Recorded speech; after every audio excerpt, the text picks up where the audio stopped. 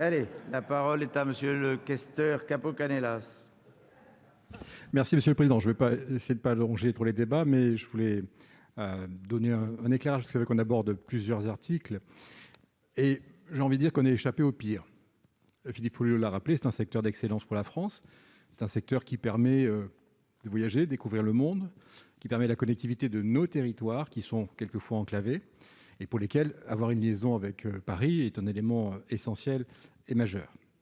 Je voudrais aussi dire que la France a la chance d'avoir bâti une histoire dans ce domaine-là et d'avoir une réputation mondiale. Et c'est l'un des 3 ou 4 grands pays sachant construire un avion de A à Z, non seulement le concevoir, le construire, le vendre dans le monde entier. On a des intérêts économiques. Évidemment, il y a l'ambition environnementale, il faut concilier tout ça. Et je pense que le véritable enjeu, c'est de réussir la décarbonation du transport aérien, un objectif que la filière essaye d'atteindre et que les pouvoirs publics, au travers de différentes instances, dont celles qui permettent au sein du CORAC notamment de réunir la filière de la recherche et de l'industrie avec les pouvoirs publics, tout le monde converge vers cette volonté-là. Ça prendra évidemment un petit peu de temps. Il y a un objectif qui a été donné à 2035 pour l'hydrogène. Je pense quand même que les carburants alternatifs sont sans doute une solution plus pragmatique et qui sera plus opérationnelle à plus court terme, et notamment pour les longs courriers. Il y a aussi l'avion électrique pour le court courrier et les petits avions, bien évidemment. Et puis, l'hydrogène, on va regarder, mais c'était une solution quand même qui pose un certain nombre de questions sur le maintien du froid et puis sur le volume des réservoirs. Tout ceci a été abordé avec beaucoup d'ambition. Alors, on ne doit pas jeter avec le bébé avec l'eau du bain. On a cette tradition, on a ce savoir-faire, on a cet avantage compétitif pour notre balance de commerce extérieur. Et ce qu'on va essayer de faire maintenant, c'est d'essayer d'éviter le pire. C'est-à-dire le pire, c'est ce que Philippe Folliot a notamment décrit, c'est-à-dire de jeter l'opprobre sur ce secteur qui est un secteur d'excellence. Ce que je veux dire simplement, c'est que là-dedans, on va essayer de trouver comment cheminer et que le rapporteur a donné en commission et à l'instant même un certain nombre de balises pour qu'on réussisse cette trajectoire. Je rejoins son approche qui me paraît pragmatique. Dernier point, on sait tous qu'il faut donner des objectifs. La démarche doit quand même être internationale, européenne. Il y a une instance qui est l'OACI au niveau mondial. Il faut que la France, là-dessus, prenne des positions claires parce qu'il faudra qu'il y ait une norme mondiale et qu'on ne soit pas tout seul dans notre coin alors que c'est un sujet international. Merci. Monsieur Hugonnet. Merci, Président. Sachant votre intérêt pour l'article 35 et ce débat, je vais faire l'emballage final. Me situant directement dans la suite des propos de notre collègue Folliot, qui a résumé avec l'accent d'une région qui doit quand même nous rappeler que nous avons une certaine fierté dans le transport aérien et dans l'industrie du transport aérien. Laisser croire que l'aviation serait figée au Moyen-Âge comme un moyen polluant n'est aujourd'hui pas raisonnable. Nous avons devant nous, comme l'a dit Vincent Capo-Canellas, une marge très importante sur l'amélioration des carburants. Nous avons, y compris dans le département de l'Essonne, des start-up qui travaillent sur ces sujets qui sont absolument passionnants. Je peux vous garantir que là aussi, l'évolution, sauf à la renier, elle va venir et peut-être beaucoup plus vite qu'on ne croit. En tout cas, ce n'est pas demain la veille que les avions vont rester cloués au sol. Merci. Monsieur Lahellec. Oui, merci, Monsieur le Président. Juste pour permettre à notre rapporteur d'être encore plus exhaustif dans la production de ces excellents rapports, tout simplement pour me poser une petite question, à savoir, notre noble Assemblée considère-t-elle que la stratégie en cours à Air France et celle du gouvernement qui consiste à soutenir cette stratégie est-elle menée véritablement pour défendre le climat? En tout cas, moi j'observe que ça provoque quand même pas mal de dégâts en matière de gestion des plateformes aéroportuaires. Elles sont au déséquilibre financier. Il revient aux collectivités de les remettre à l'équilibre, ce qui coûte pas mal d'argent. Et la conséquence de ces stratégies dans une petite région comme la nôtre, c'est ce qui se passe par exemple à Hope-Morlaix, Hope qui se désengage, plus de maintenance industrielle. Et c'est aussi ce qui se passe à Dinard chez Sabena Technics. Par conséquent, voyez-vous, les préoccupations environnementales sont parfois quelque peu éloignées des stratégies qui conduisent à ce type de résultats. Merci. Juste pour information de chacun, il nous reste 649 amendements. Au rythme actuel, c'est-à-dire à peu près 20 amendements de l'heure, il faut 32, 33 heures et nous en avons à peu près 20 à 21 d'ouvertes jusqu'à lundi soir. Donc, je serai dans l'obligation de me tourner vers les services pour leur demander s'il faut ouvrir samedi. Allez, sur cet intéressant propos, 2 amendements en discussion commune. Le 871, qu'il présente, Monsieur Dantec. Oui, merci Monsieur le Président, mais on est quand même là pour produire de la loi, et là on est sur des sujets avec de vrais impacts, et y compris, comme ça a été dit, avec une tentative du Sénat pour faire avancer des choses, si ce n'est de manière consensuelle, en tout cas de manière constructive. Cet amendement est un amendement d'interpellation, et d'interpellation principalement de Madame la Ministre. Comme je viens de le dire, on a un nouvel alinéa 1 de cet article 35, d'abord qui précise bien que les systèmes d'échange de quotas de compensation carbone de l'aérien ne viendront pas remplacer la taxe de solidarité que nous devons au président Chirac. Donc, Madame la Ministre, merci de nous confirmer que vous êtes d'accord avec la manière dont nous avons écrit cet alinéa sur ce point très précis, parce que derrière, c'est 400 millions d'euros pour la lutte contre le sida et pour l'AFIT et les infrastructures de transport, notamment ferroviaires. Et la deuxième question, c'est que le libellé de cet alinéa 1, un prix du carbone au moins équivalent au prix moyen constaté sur le marché du carbone pertinent, en privilégiant la mise en place d'un dispositif européen, est quand même un peu abscon et pas d'une grande clarté. On sait que la logique Corsia... Moi, je suis convaincu qu'on a besoin de l'aérien. Et je suis aussi convaincu qu'il faudra que l'aérien paye le vrai prix de ses émissions de CO2 et que ça n'est pas 2 € la tonne. Je rappelle qu'aujourd'hui, en Suède, c'est 120 € la tonne, 60 fois plus. Et donc, il faut mettre en place un système de compensation clair qui met le vrai prix du transport aérien, ce qui fait aussi que pour aller à Bruxelles, à Cologne, pour aller en tant qu'étudiant à Barcelone de nuit en s'amusant dans le train, il n'en aura pas besoin de l'avion. Mais pour un certain nombre de lignes d'aménagement du territoire, évidemment pour des lignes transatlantiques, nous garderons l'avion. Nous garderons l'avion. Mais donc, il faut que ce système de compensation soit robuste.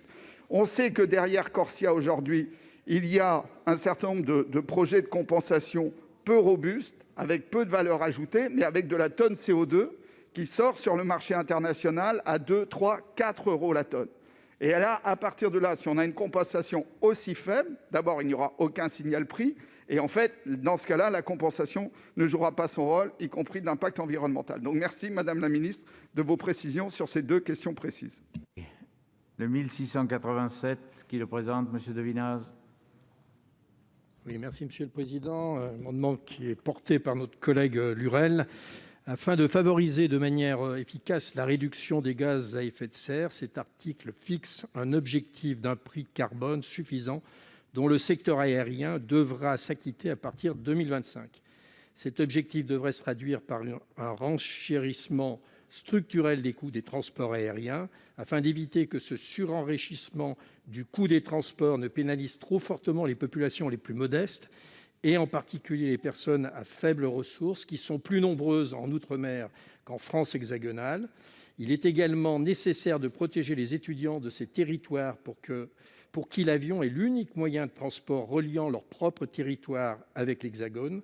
Nous proposons, dès lors que le rapport que remettra le gouvernement au Parlement sur la mise en place de ce prix carbone prenne en compte l'impact du pouvoir d'achat des consommateurs. Tel est le sens de cet amendement. Merci. Avis de la commission sur les 2 amendements. Oui, Monsieur le Président, donc je ne vais pas développer par rapport à ce qu'a dit Ronan Dantec. Je souscris à un certain nombre de choses qui ont été précisées, mais je donnerai un avis défavorable par rapport notamment à la question du prix carbone supérieur à 20% du prix du marché constaté sur le marché européen. Pour autant, sur un certain nombre de points, on est en phase là-dessus, et je laisserai surtout Madame la Ministre répondre sur cette question. Et concernant l'amendement de Monsieur Lurel, je donnerai un avis favorable. Madame la Ministre, sur ces 2 amendements. Merci Monsieur le Président. Sur l'amendement 871, c'est un avis défavorable parce que votre amendement consiste à majorer de 20% l'objectif du prix du carbone dont devra s'acquitter à partir de 2025 le transport aérien par rapport au prix moyen constaté sur les marchés carbone pertinents. Cette proposition, plus généralement les débats qui ont déjà eu lieu et qui se poursuivent dans cet hémicycle autour de l'article 35, illustrent bien le caractère particulièrement clivant du transport aérien aujourd'hui, avec un équilibre complexe à trouver entre la réduction des nuisances d'un côté et le maintien de la continuité territoriale et de l'activité économique de l'autre. Ce secteur est actuellement l'un des plus touchés par la crise sanitaire. Il n'est pas en mesure de faire face à une augmentation de sa fiscalité et donc nous souhaitons utiliser ce temps pour réfléchir à la meilleure façon d'atteindre l'objectif que nous nous fixons en matière de prix du carbone et être prêts à mettre en place les instruments appropriés quand le secteur sortira de la crise. Le principe d'arrêter une surcote non documentée de 20% par rapport au prix constaté sur le marché carbone pertinent ne paraît pas souhaitable et c'est un avis défavorable. Pour l'amendement 16087 rectifié, je crois qu'il est largement satisfait. En effet, dans la rédaction actuelle, l'article 35 prévoit que le rapport sur le prix du carbone prendra en compte un certain nombre d'enjeux, dont la continuité territoriale, qui est en fait la préoccupation sous-jacente à cet amendement, entre les collectivités d'outre-mer et le territoire métropolitain. Et donc cette question fera bien l'objet d'un examen spécifique dans le cadre du rapport. C'est donc une demande de retrait, sinon défavorable. Très bien. Le 871 avec 2 avis défavorables, qui est pour? Qui est contre? Il est rejeté. Le 1687 avec un avis favorable de la commission. Pardon? Comment ça, j'ai mis aux voix? Oui, enfin, une fois que quand c'est en discussion commune, il vaut mieux demander la parole avant. Enfin, si vous y tenez, allez-y, madame, allez-y. Merci, Monsieur le Président, Madame la Ministre, chers collègues. J'aimerais juste ajouter quelque chose. Il n'y a pas que la continuité territoriale.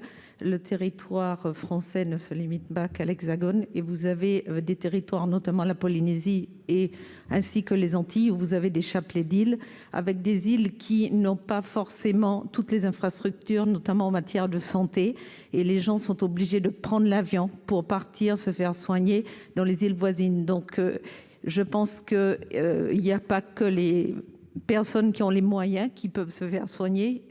La santé, elle est ouverte à tout le monde et j'estime qu'on devrait soutenir ces populations. Je vous remercie. Merci, chers collègues. Alors, je rappelle pour le 1687 qu'il y a un avis favorable de la commission, défavorable du gouvernement. Qui est pour? Qui est contre? Il est adopté. J'ai ensuite un 1315, Monsieur Capo-Canellas, Monsieur le questeur. Merci, Monsieur le Président, Madame la Ministre, mes chers collègues. Nous partageons tous la volonté de réduire l'empreinte environnementale du transport aérien. Il se trouve que l'un des leviers, c'est la modernisation de ce qu'on appelle la navigation aérienne. Le gouvernement et avant lui, les autres gouvernements ont fait des efforts dans ce sens, mais ça tarde et nous sommes en retard en Europe. Nous avons du mal à faire passer le trafic et puis nous obligeons les avions à emprunter des routes qui ne sont pas droites. Donc on consomme plus, on émet plus de CO2 et on reste plus longtemps en l'air, si je puis dire.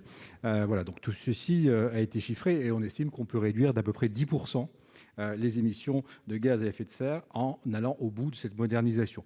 Je sais encore une fois qu'elle est en cours. Les équipes sont en train d'être renouvelées. J'avais commis un rapport au nom de la Commission des finances sur le sujet. On avait beaucoup alerté. Des mesures ont été prises, mais comme cet article a une dimension programmatique, je souhaite rappeler que le gouvernement qui souhaite avancer vers la transition écologique du transport aérien a lui-même un levier qu'il faut qu'il actionne de manière plus efficace. En 2 mots, il s'agit d'une gestion plus intégrée des vols dans leurs différentes phases de départ et d'arrivée. Ça économise du kérosène et du CO2. Là-dessus, il s'agit de la navigation par satellite pour améliorer la performance des routes de croisière en les optimisant. Là aussi, on réduit le CO2, mais aussi les émissions gazeuses. Et puis, enfin, au moins, grâce au positionnement par satellite, les descentes continues à l'atterrissage et au décollage permettent, là aussi, de réduire les pollutions et également le bruit. Donc, cet amendement vise à inciter la DGAC et la Direction des services de navigation aérienne à accélérer son effort de modernisation et à achever sans retard supplémentaire les grands programmes de modernisation de ce secteur. Merci, monsieur le rapporteur. Merci Monsieur le Président. Monsieur le sénateur Capo-Canellas, oui, d'après nos auditions, nous faisons le même constat que vous, ce qui prouve l'expertise que vous avez en la matière. Les trajectoires vertes ainsi qu'une optimisation des opérations aériennes au sol peuvent réduire d'environ 10% la consommation de carburant dans les émissions. Donc l'aérien y travaille déjà. Mais vous avez raison, profitons de cet amendement. C'est une bonne occasion de mesurer et d'encourager ces efforts. Avis favorable.